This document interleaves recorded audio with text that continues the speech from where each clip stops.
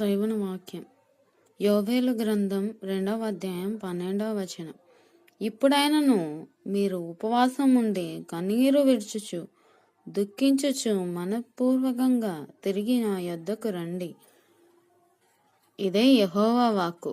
మీ దేవుడైన యెహోవా కరుణా వాత్సల్యము గల వాడును, శాంతమూర్తియు, అత్యంత కృపగలవాడును నయ్యుండి తాను చేయనుద్దేశించిన కీడును చేయక పశ్చాత్తాపపడును గనుక మీ వస్త్రములను కాక మీ హృదయములను చింపుకొని ఆయన తట్టు తిరుగుడి.